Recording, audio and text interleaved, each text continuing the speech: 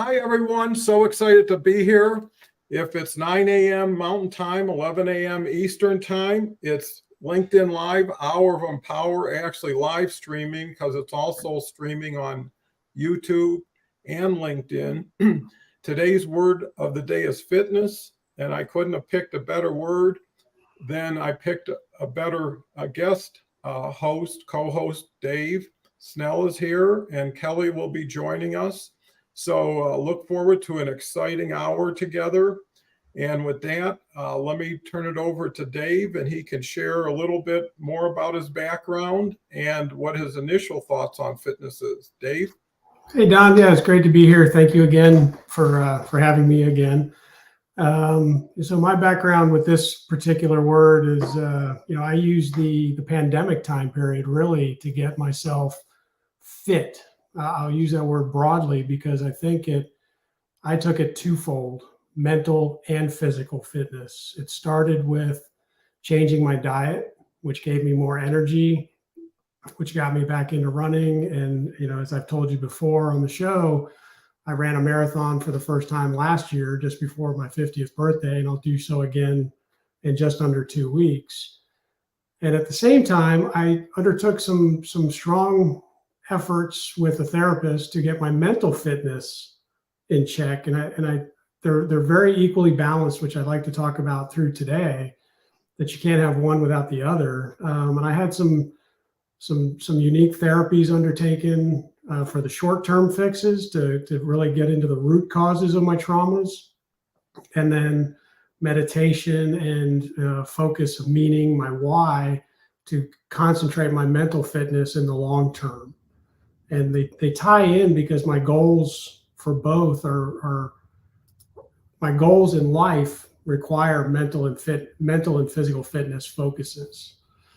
So that's where I really enjoyed this word. Like I told you earlier, it's a strong word, and it has a lot to do with how we approach life. It's not just physical, it's not just mental, it's both coming together to help change us for the better, hopefully.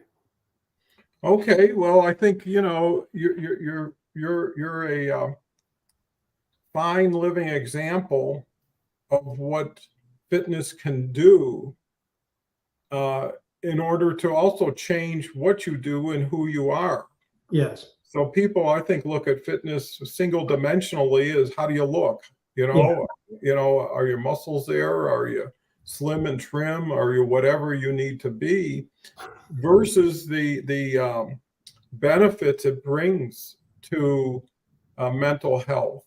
They've shown actually, or there's been results that strong exercise patterns are as effective as antidepressants in bringing people's moods up. So, it's always better to have a solution from the inside to deal with changing outsides.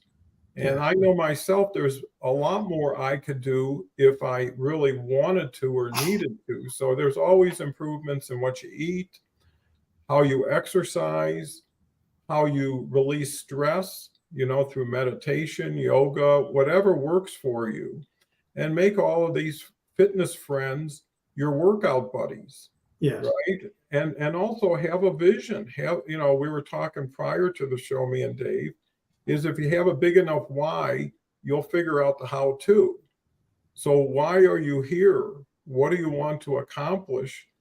And how do you think that's going to happen with how you are today?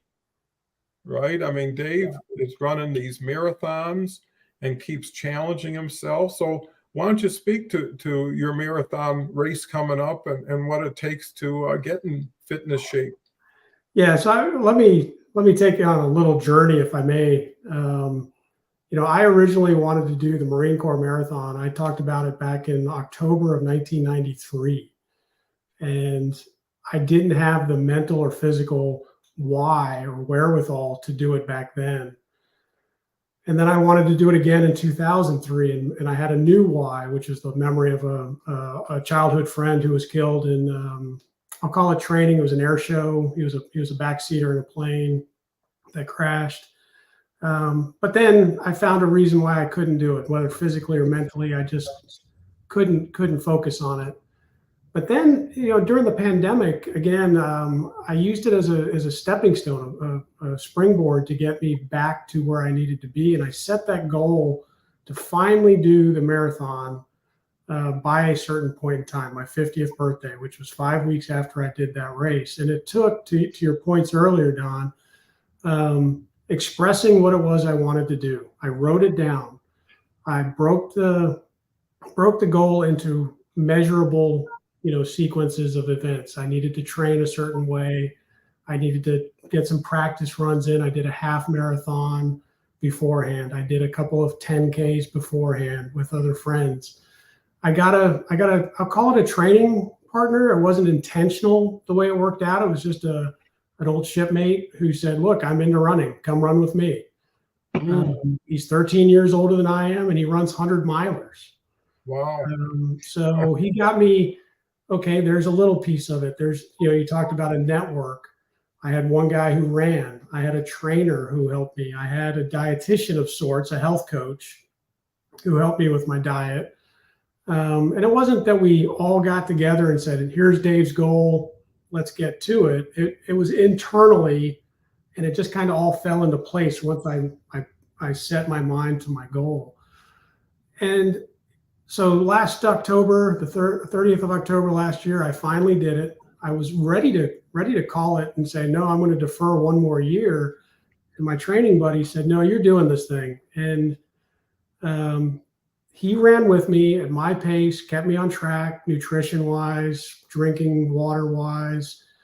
And at the 20-mile mark, I looked at him, and I didn't realize, I'll caveat this, he was in a lot of pain because he had a cancerous tumor in his neck, and he ran this thing anyway. He's a very strong, mentally and physically fit guy.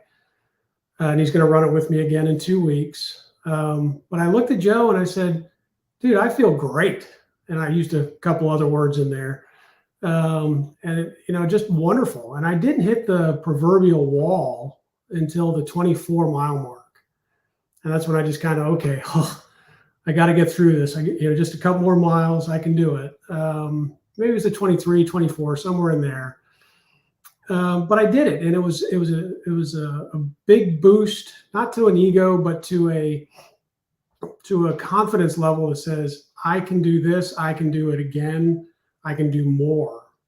And I can, we were talking beforehand, I'm looking at doing, triathlons now. I'm talking about doing multiple marathons. There's a Disney World Challenge where you do a 5K, 10K, half marathon, and a full marathon in 4 days. Wow, that's a lot. Yeah, and even at the trainer yesterday, she said, Dave, I remember 5 years ago I met you. You said you would never run again. Yet here I am talking about multiple races. And I just signed up today for a half marathon down in North Carolina because I've set a new goal. A lot of people want to do these major marathons in New York, Chicago, Berlin, and London. And it's great that very few people do all 6 of them. But I said, well, why don't I make a goal of half marathon in every state? And I just came up with that yesterday of, okay, I'm going to do that. And again, that's the physical piece. And there's a mental piece that was very strong that I've had to build both together. And it's had immeasurable effects. I mean, to my confidence, to my focus, to my family, my relationships with friends and family both.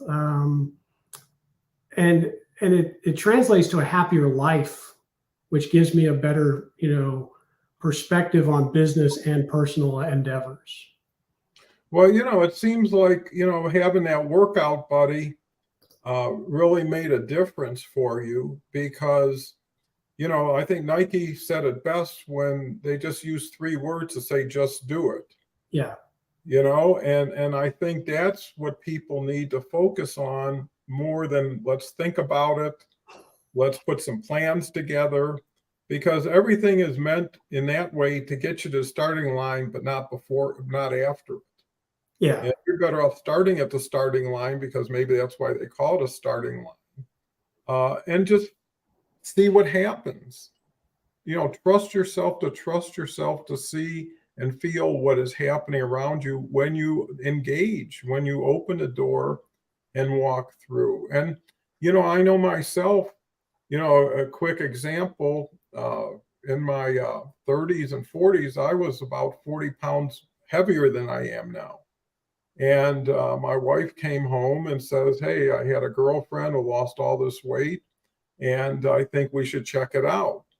And it was Weight Watchers. And I said, "Well, I'm going to be with 20 women and I'll be the only guy there."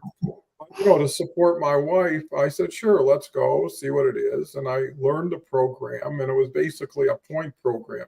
Everything had points. You had so many points. And if you were within that point range, you could expect something.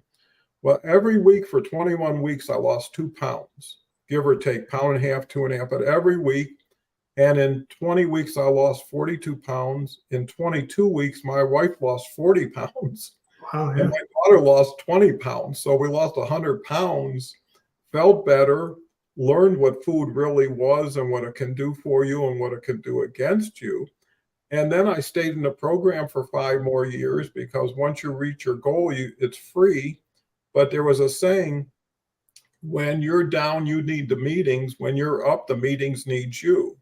So after being able to be supported by all these people, I felt, hey, let's support. I loved that meeting. I loved supporting other people's progress and being there for them.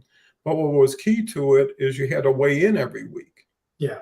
Right. And that builds accountability. So 2 days before weigh-in, you look at yourself, well, I got 2 days to lose this pound or two.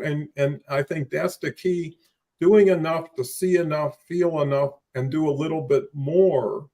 And that way you don't get overwhelmed. If someone says, "Hey, in 20 weeks, you got to lose 40 pounds, I'd be like, that's never going to happen. Won't even try it.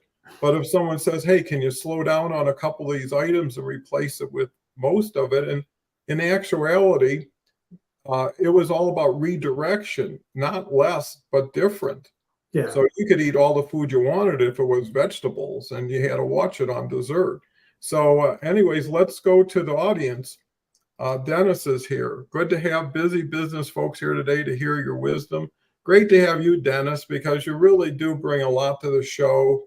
I mean, you're familiar with so many people. People love your humor and your interest and involvement. So Tanya's here from South Africa.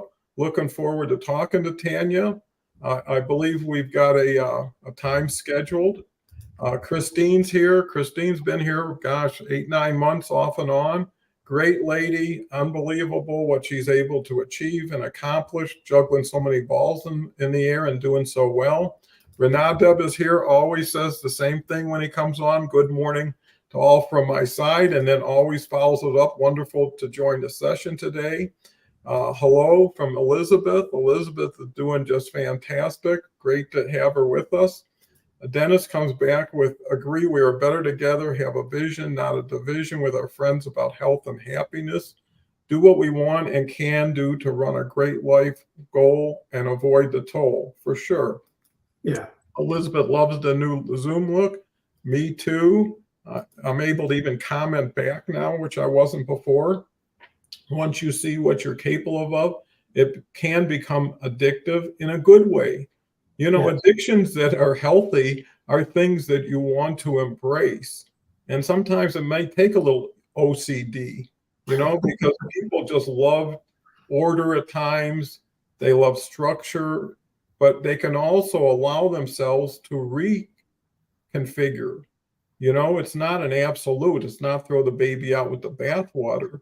It's really just what is working for you. Take inventory. What isn't working for you? Where is your time being spent? Where's the benefit being returned?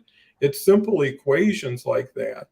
Yeah. That at least tell you where you're at. Doesn't mean you got to do anything, but you should know where you're at before approaching what you're about to get into. It's funny, if I may, Don, real quick, is her comment with addiction is really interesting to me, because the more I've researched on moving, there's a book behind me called Move the Body, Heal the Mind. And the question she raises in the book, Dr. Jennifer Heiss, is, can you become addicted to running? Well, no, because you're not releasing the same dopamine push that you would get from a cocaine hit or some other drugs. But it's funny to me, and what I bring it up is what she found, or she informs us of, is that the body, when we do work out enough, you'll never get high, but the body does release cannabinoids, and it's very much related to cannabis. We have a natural propensity to release the hormones and chemicals our body needs to feel happy. And there's another research I found that even every time we flex our muscles, even just sitting here and moving my hands, the muscle movement triggers a chemical or a hormone of some sort that sends a happy signal to my brain. Just simple movement. It doesn't have to be a marathon like I do. It's just moving your body, not being sedentary. Sorry, No, I think that's great, because I think what it really speaks to is there's so many different ways to help yourself on a fitness level. And a lot of it is considered always, when you say fitness, I usually think of the gym, someone running, but fitness is mental health. Fitness is emotional health. Fitness is professional health, and primarily it all comes down to relationships. And that's usually why you decide to assume more responsibility towards fitness, because you want to be around for the people that need you and love you. And you also want to be around with a quality of life.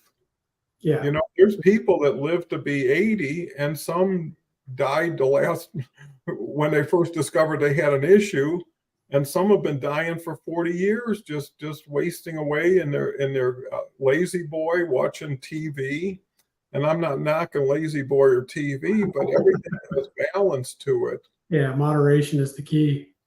Absolutely. And I only root for those who root for me. Yeah. Right. So I would be at my grandson's Little League game in a minute before I care about the World Series. Yeah. Right. And I think if people now bring things into things they feel more often, can see results from. I mean, even Weight Watchers, if I would have done everything and not lost any weight, I wouldn't have gone for 20 more weeks. So you got to get a win. You got to catch some low-hanging fruit.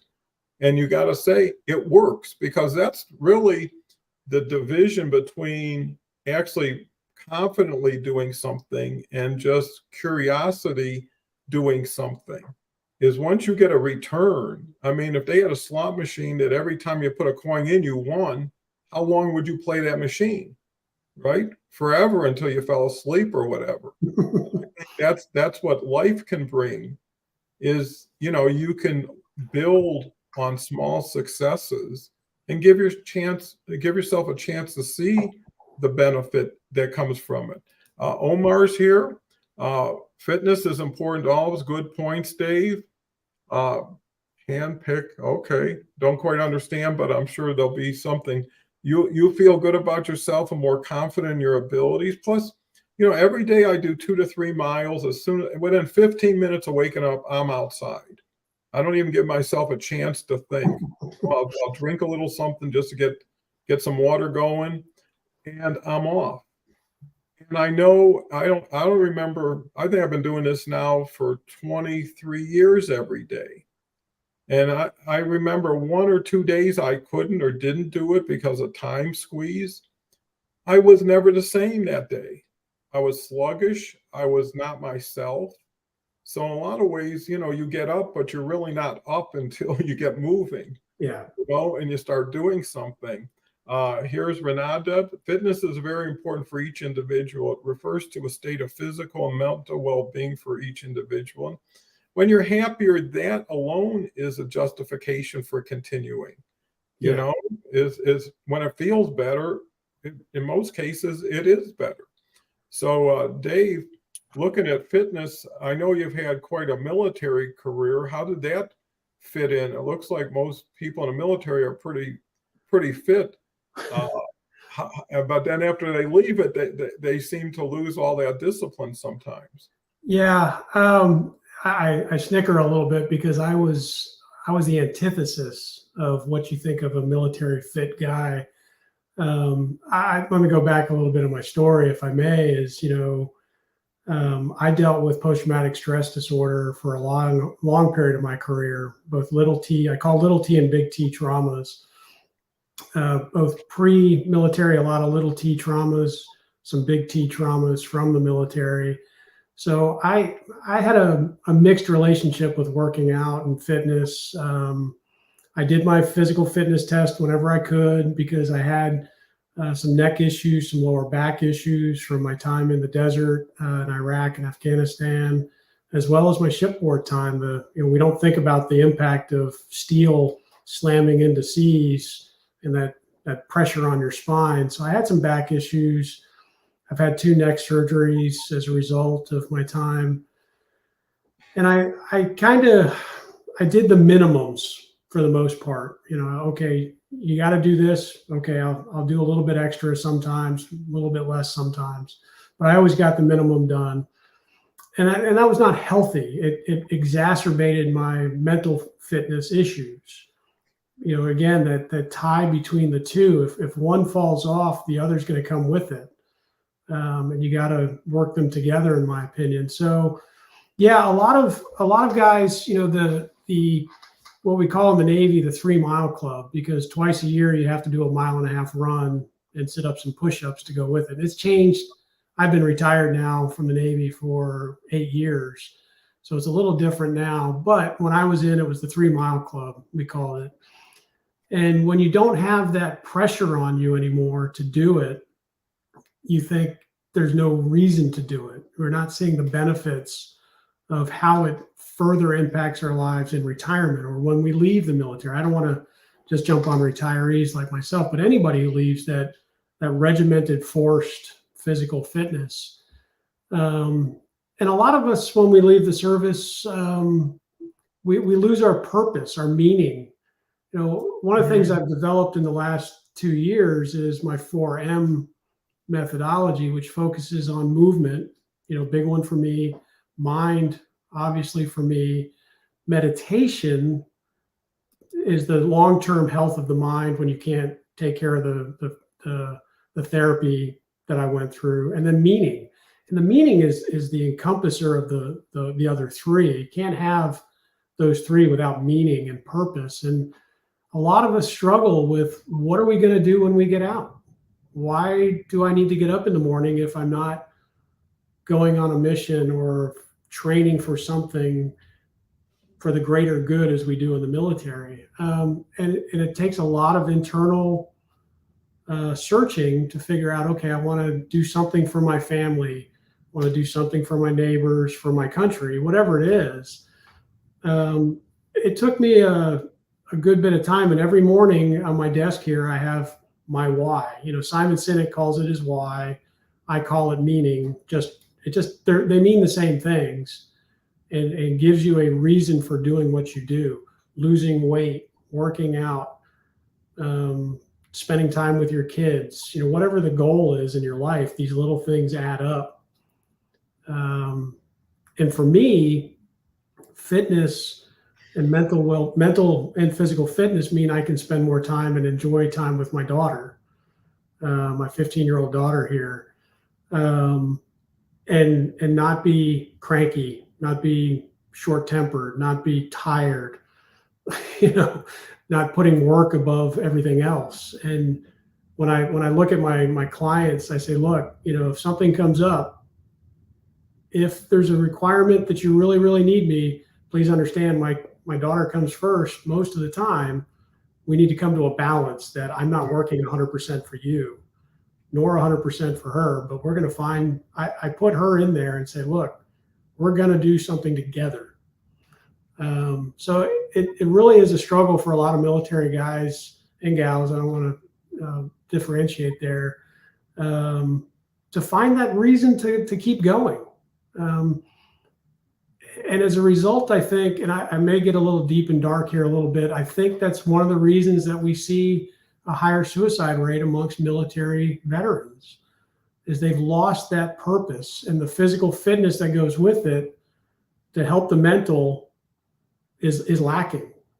I don't want to go deep and dark on that, but it's my experiences. with mental health issues, with depression, suicide attempts, and seeing this happening, fitness is really missing in a lot of us in the military after we leave. But I think it can be stemmed if we get back to childhood, even, in schools, getting physical fitness, mental fitness a part of our daily lives. Recess for elementary school students has declined in the last 20 years, and that takes away from their mental ability to study, be happy, focused. Just a lot of reasons that fitness is such a strong part, or should be a strong part of our lives. And I recognize that I'm rambling again and going into deeper. I have a tendency to do that, and I apologize, but this really is an important subject to me. Beyond just my ability to run marathons now, it has a lot of deeper chasms for me to think about. No, I think that was wonderful what you were able to share, because there's so many people who can relate to that, who haven't been able to relate to someone else with that. So a lot of people in their journey is a lonely place, where they've never been sometimes, really don't know how to respond, but remember what it used to be happy, to be part of the game. Because I know so many people get marginalized themselves by moving into the shadows and away from the parade that takes place every day in life. Yeah. And why not join the parade? Why not even lead the parade? And it's a one day at a time, no matter what you do, because you only get one day at a time. Why cover next year when you haven't even got up and figured out lunch yet? So do the simple things right over time, and they compound. And I think that's where the progress is. They used to have what they call a K chart.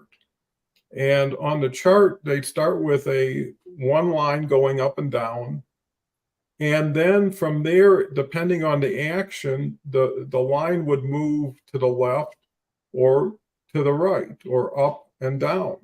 So to give you an example, if you ate a banana split every day, the first day you wouldn't see a difference from somebody who ate a bunch of carrots. Mm-hmm. But fast forward a year, 2 years, and see what those banana splits add up to and what those carrots add up to, and you'll see a K curve, because the person doing that valuable quality activity or exercise is going to get the benefit. But you got to believe in yourself. You got to believe in a better future for that to happen. And you got to allow yourself the time and for judgment, right? Not the time to start, but the time to reserve judgment and allow things to do the best they can. Because if your mind says you can't do it, it won't work, eventually you're going to buy into it. Beverly says, "Hi, Don and Dave, great to see you. What a great discussion." And then Beverly says, "No, Dave, you're not rambling. It's a huge problem, and body and mind go together. Going back to civilian life needs deprogramming." And I think, we're talking about military because Dave has a lot of experience in it, but every transition takes a lot of effort. So you lose a job, right? You end a relationship. You run out of money. You lose somebody close to you. Well, now everything has been changed without you having a choice in it. When you decide to go to Chicago or Boston, well, you got a choice. When all of a sudden you wake up in the morning and something just happened you had no control of, no understanding of, well, that starts to build instability in your plan, because some things have to go first. Well, I was going to do this, but that happened, and now I got to do that. Now what do I do with this? And, all that stuff. And I think having a group that's supportive means so much, because if more people knew they weren't alone, or if in most cases they're the silent majority that never gets heard or seen, but collectively and individually they can be so much support, because everybody at times is at a different stage of their situation, right? Some people may be going into depression. Some people may be coming out of it. Some people may be living with somebody with it, or someone lost their job. Somebody lost their girlfriend. Someone lost, or on the other side, didn't get, Yeah. right? Was up for a promotion, was up for a big deal, and they came in second. And now, how do they feel about that? I think most people would benefit from gratitude and appreciation and taking inventory and saying, I really stacked up a lot of good stuff. And everything that's ever happened to you has gotten you to exactly where you are today. And if you're happier today, if you're more optimistic, all of that had value when you blended it. Individually, sure, you can always pick out the toughest, the hardest, but you can also pick out the happiest moments and the most rewarding. There's enough of both of them to occupy your mind and your thoughts for a while longer to snap out of it. And I think awareness is key. When you find yourself, boy, I'm slipping into that rut again, I'm getting that loop going in my mind again. How long do I want to let it go? And Yeah. how long do I want to move? So with that said, Carrie's here. Carrie's a great guy, comes here a lot, has jokes all the time, no limit to it.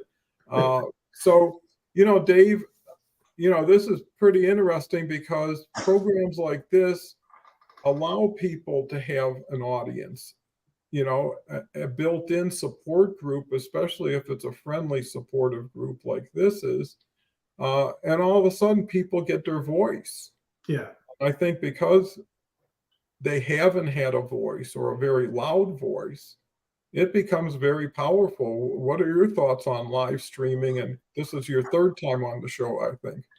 Yeah, it's my third time. And, I have found it to be liberating comes to mind, but I don't know if that's the right word. As we talk about in our conversations separately, it's empowered me to gain confidence in my message, in my abilities.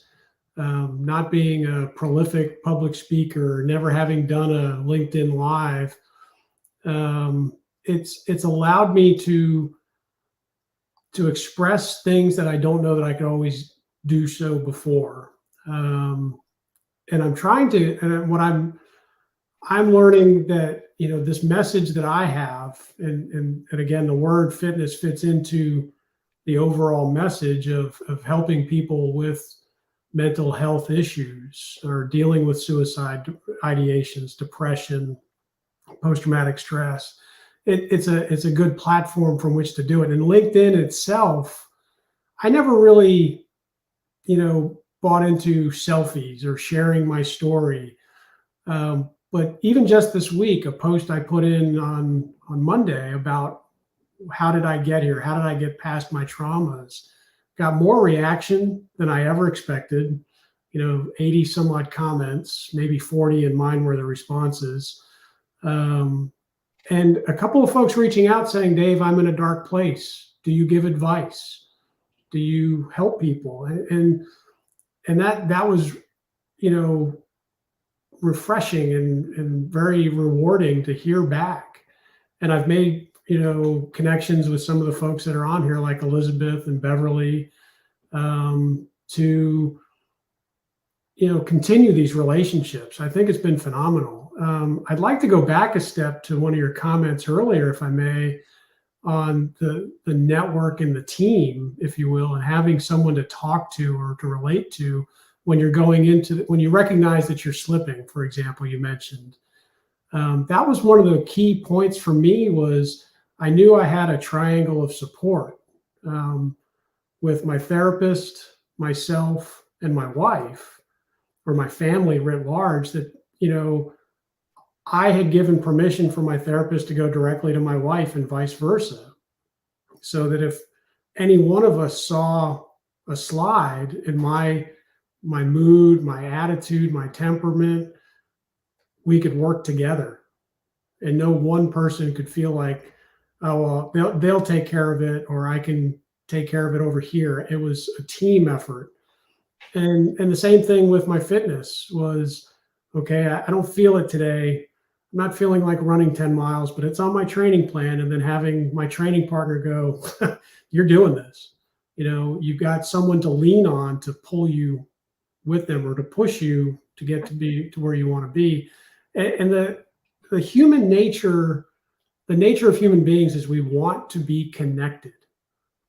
When we're in depression, we feel alone because we're missing that connection to other people. We don't have an escape valve to release thoughts, fears, concerns.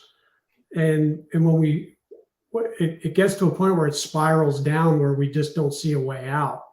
And being that hand to somebody is very helpful. Whether we recognize it or not, it's an important piece of our lives to have touch, to have connections, to have people we can talk to openly about what's going on. Yeah, I think that's so valuable, bringing up connection, because when I was challenged and ended up in a funk, what really helped was getting out and being with other people. And the less you're by yourself, the better you are. I mean, I joined Toastmasters, which is a great organization, and it's free or pretty close to free, and it meets in, they have chapters everywhere. Yeah. But what was cool was there were 12 or 14 people around the table that were trying to learn how to speak better or whatever. But more importantly, it was the support everybody gave each other, at every level of people's progress, that made them want to come back another week, because there were people that cared. And there were people who were in the same boat they were, trying to improve a certain area. So everybody was aligned for the intention. And more importantly, they were aligned in the support of it. And, there's churches, there's all kinds of different organizations that you don't have to be by yourself. And there's a lot of organizations that have special provision for different individuals going through different things, whether their relationship or whatever. So know there's more out there than you can appreciate. And having an advocate, like David said, having a triangle almost, in order for someone to, hey, I'll go with you, right? It's easy to tell somebody you should go there. It's different to say, hey, I'll pick you up, we'll go together. Yeah. Just like I did in Weight Watchers. If I would have said, hey, it's good for you, let's see how you do. And if you do good, maybe I'll do it. If you really care about somebody, you'll do more than just give them direction, and you'll want to keep doing it, because, there's a philosophy of either short-term gain for long-term pain, or short-term pain for long-term gain. And you're better off investing in getting things through and over the hump instead of just piecing it out. So there's a strategy or a method to it. And sometimes, to be honest, in people's mental situation, they're not thinking clear. Right. They're not being very logical. So sometimes it takes somebody else to come in and say, hey, you're not giving yourself enough credit, sincerely. And you're better and can be better. And if you can't do it, and we say that around here, maybe we can do it. So it's not that you're weak, it's just that you need help at this point. When you fall down, sometimes you need someone to lend a helping hand. So with that, let's go to Beverly. Beverly says, baby steps will get there. Just keep going. A coach, a group, a good friend can support you, but you need to allow them in. And you have to know how to invite yourself in. Right? Too many people go in like a bull in a china store. They're just too overt, or they're even like demanding, like it's time, it's this, it's that. And, that saying, I know how you feel, I felt the same way until I found out something, builds empathy, builds, hey, I know where you're at, I was there, and I know how you feel, I was there, but I found this group, I found this opportunity. Let me make a couple calls. Let me pick you up and help you out. And I think at least by doing that, you're paying back what maybe someone else did for you, but you're also doing something. So if something does tragically happen, you don't feel guilty, and about I was going to pick them up, I forgot, or I said something I didn't follow through, and I think being the better person whenever you can is always the best person you can be. Maria says the mind and the body are not two separate entities. Although they are often treated that way, physical health and emotional health are intimately intertwined. Chemistry and biology impact mood and emotions, thoughts and beliefs. So true. Yes. Everly, you can't separate the two. Elizabeth is aware leads to self-aware for sure. Amazing conversation, Dave Snell and Don Cohen. I wish I could stay on longer. We need more people like you, Dave. Thank you. Well, coming from Beverly, that's a high compliment. Beverly's on every Tuesday. She's a therapist. She's a counselor and coach. And she does amazing things. Toastmasters bring people together. Thank you for mentioning. I'm going to reconnect again. Yeah, it's an excellent place. I didn't realize how many ums and ahs I said, because there's kind of like a review of that. Right? Yeah. Everybody gets to talk for a few minutes, and then before you know it, I didn't know it. Now that I know it, I'm aware of it. Sometimes you don't want to change because it's comfortable too. So you got to have a balance between being too stiff and being too loose. So, it looks like you've had all kinds of different experiences and exposures to different things.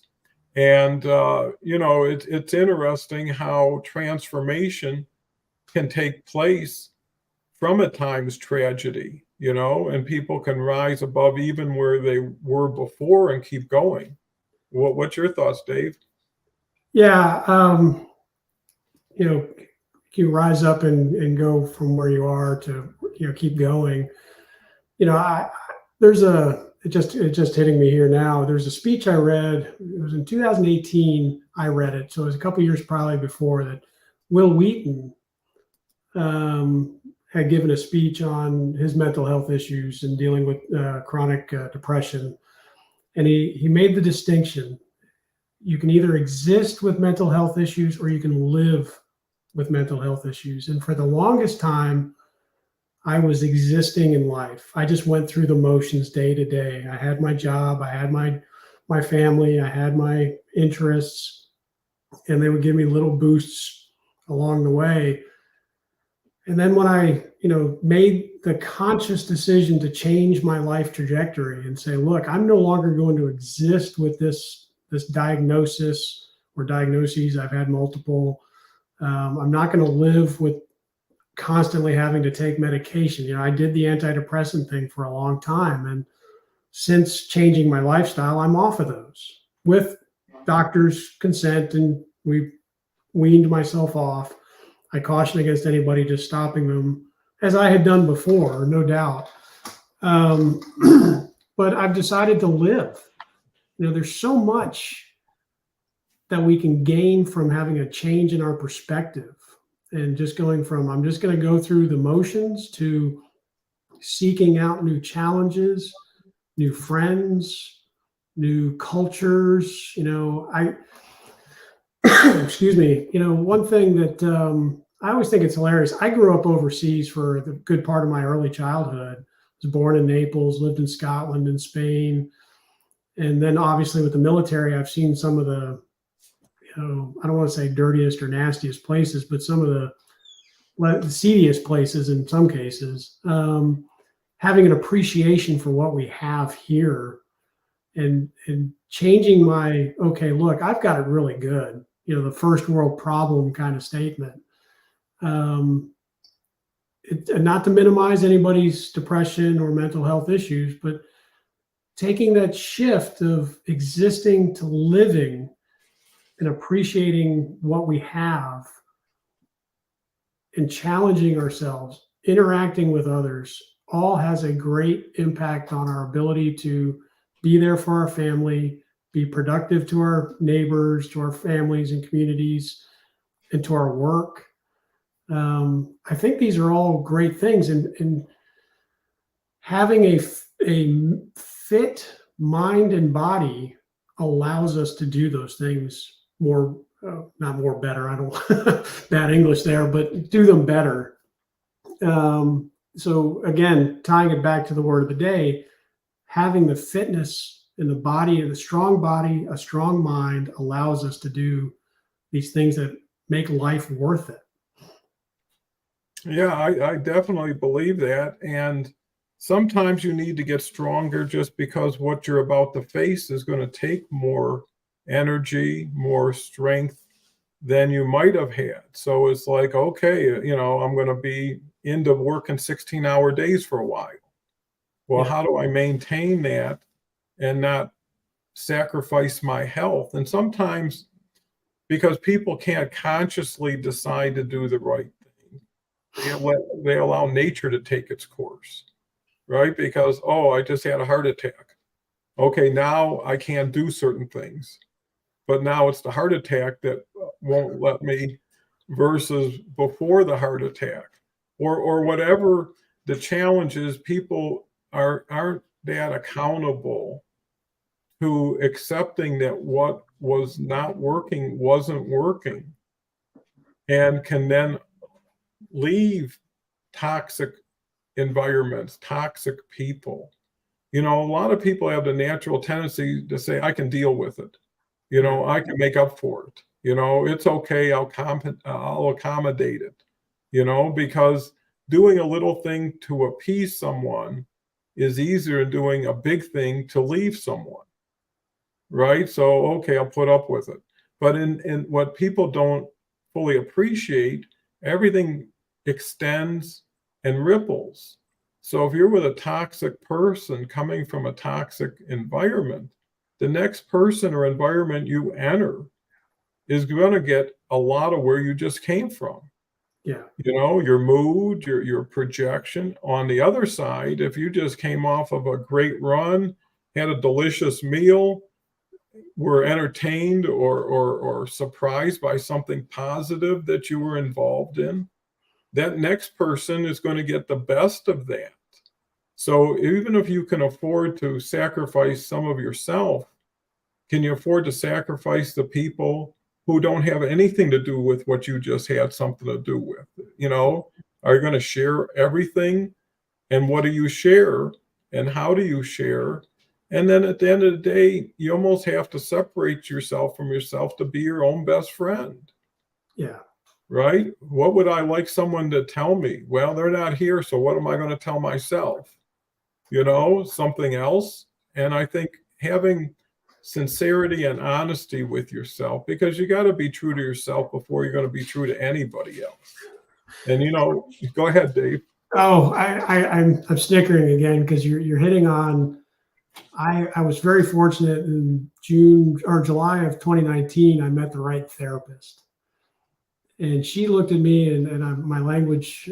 I'll keep it clean, but she looked at me and said, "You need to stop the BS.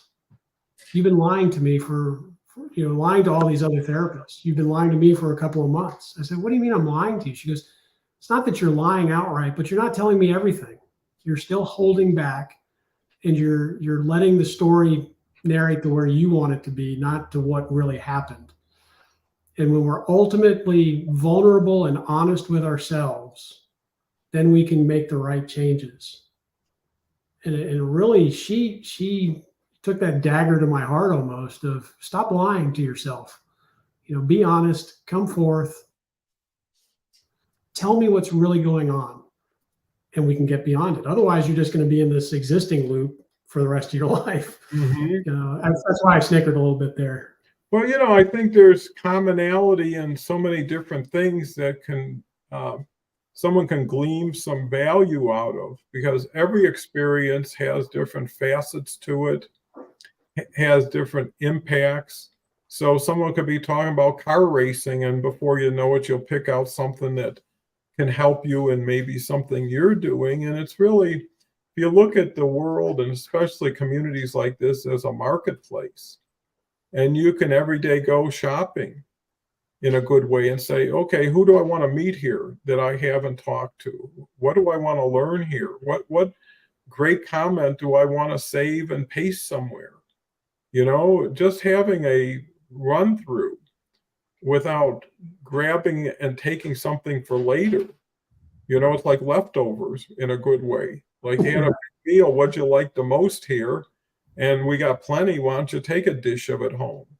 And I think if everybody's into serving and being of service, there that starts the motion, because if you serve somebody and don't get served, you serve somebody, right? You created value, and obviously you had enough of it in order to give it and not feel like you restricted yourself. And on the other side, you will get people who may return that favor in a different way, in a better way, right? You gave somebody a pumpkin pie, maybe you don't care to get it back. But Yeah. maybe when it comes time for a good thought, or somebody just recognizing people. And I think that's key, is self-awareness is important, but awareness towards others to make them more self-aware. Things like, did you notice, you really got something going for you there, whatever it is, that joke, that story, and then add something to it, and that's why I enjoy spending time with you, right? So in other words, some people never identify the activity that they're impressed with, and then very few go beyond the words they share in order to recognize it, right? Someone in a big conference once told us is, how many people thank people when they do something special for you? And some people would raise their hand. And they said, well, when you do that, why don't you give them the reason why you're thanking them?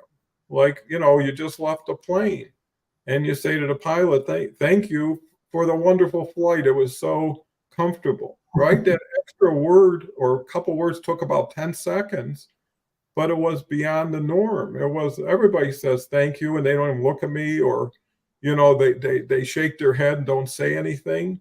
But that one person who does that extra sentence will stand out in that person's mind for the day. And if you say it around the staff, everybody feels good for the captain. So, you get to create situations, and some of these wonderful speakers and huge giants of their industry, I could see they use certain things for recognition, and it's a tool.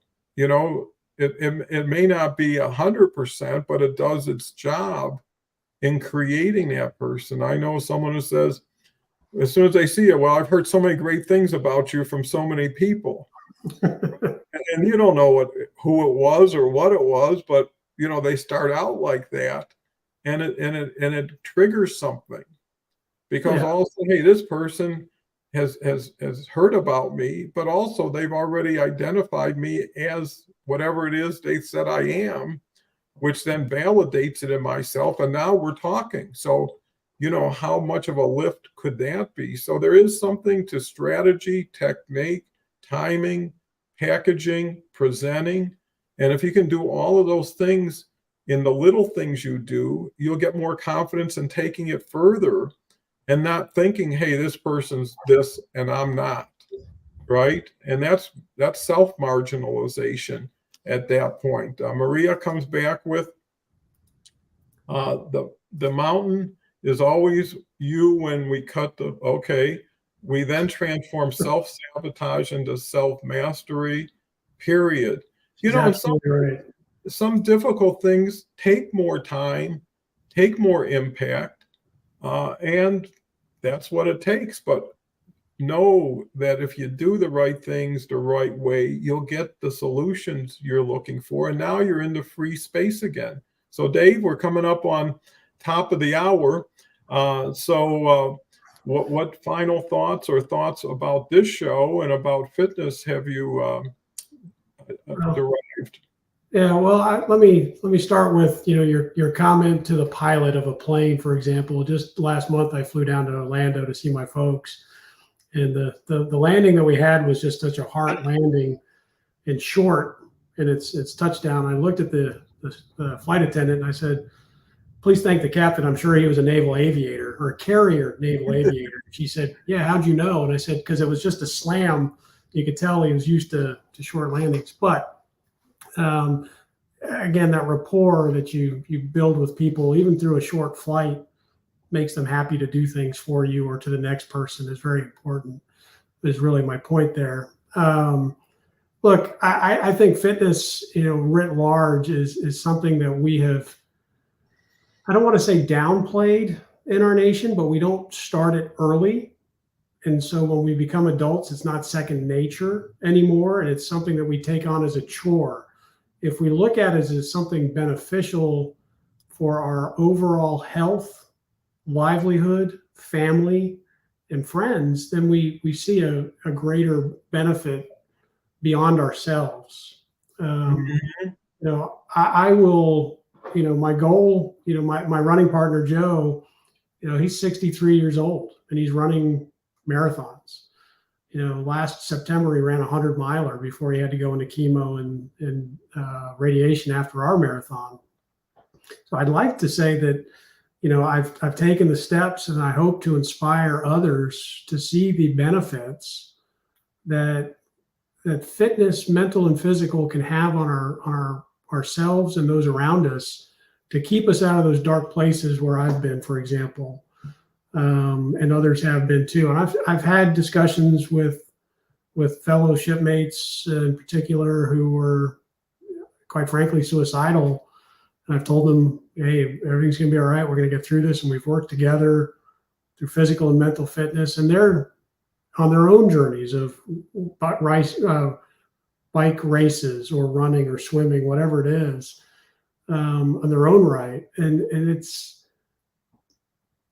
empowering. One thing I want to point out, I know we're down to the last minute here too, is during, I did the Army 10-miler 2 weeks ago, or a week and a half ago. And it's very telling. A lot of people complain about the obesity level or the unfitness of our nation, but there were 17,000 people who ran that race.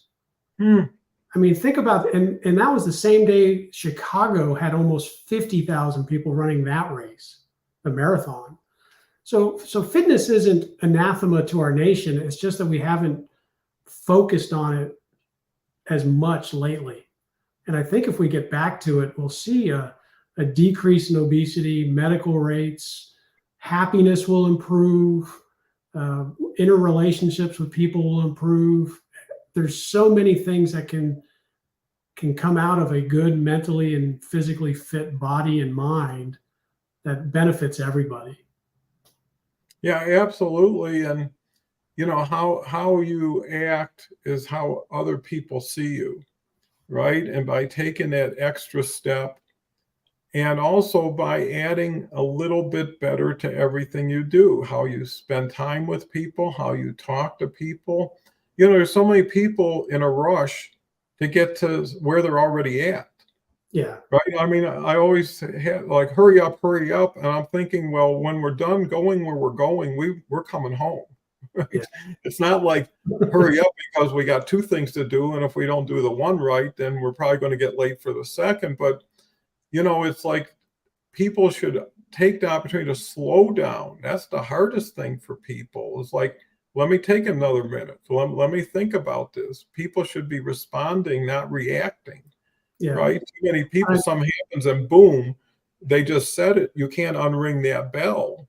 Yeah, I didn't talk a whole lot about it today, Don, but I think that meditation piece of my strategy is something that we can discuss another time. I think it's very important to how we move forward, but ground ourselves at the same time, to your point there. Absolutely. And we'll make that a word of the day when we do it. And, this process that we're experiencing today is reading everybody's book, one page or one chapter in an episode. And I think when people see enough of these episodes consistently, they start building the picture based on what they're hearing, seeing, and feeling. And that's why people can get pre-qualified before you even have to engage somebody, because at least the like, trust factor is already in place. And, the thing with fitness, I got a couple grandkids, and I don't know where I'd be if I sat in front of a screen 8 hours a day growing up, because when I was growing up, if you were well, you were outside, right? I mean, hey, it's a nice day. There's no reason to sit inside. And they were right because there was nothing there, even TV. When I was growing with black and white with like 3 channels, and they were all kind of daytime was all soap operas. But uh, you know, I did so much more because I was going out. I was at the ball field every day in the summer looking to get in a baseball game. I was playing in the street. We used to play football in the street, and cars would come and go. We were kind of dumb, but the thing is today people don't have that ability, and that's why it takes even more thought and attention to achieve it, where before it was the norm. The default is, hey, why isn't he or she here at the field? Well, must be sick, or something must have happened. So, with 1 hour and 48 seconds, we're right on time. I want to thank this wonderful audience. I see we've got, let me see where I left off there. I see we've got a new person who I haven't seen. Thank you for coming from Nigeria. Tanya says fitness comes in so many forms, sometimes starting with some good stretching to loosen up that stored energy. Your body thanks you when you move it. Building physical fitness gives our bodies the capability to function day to day. Building mental fitness creates a pool of resources we can draw on to overcome challenges, stress. So true. And we should take our own advice. And Tanya says those were the days. They sure were, Tanya. So anyways, come back tomorrow. I'll tell you who's on the show. We've got Kelle, myself, and a new lady who's just a fabulous individual. Angelic will be with us. Friday is Jeffrey Lackey. Saturday is Leslie and Catherine. Sunday is Sarah Dawkins. And a new person, Jackie Scully. Monday is Gretchen, and back to Beverly, and it just keeps getting better. So thank you all so much for all you do, and so much for all you allow us to do for you and with us. And see you in 23 hours if you can. Take care. Bye for now. Thanks, everyone.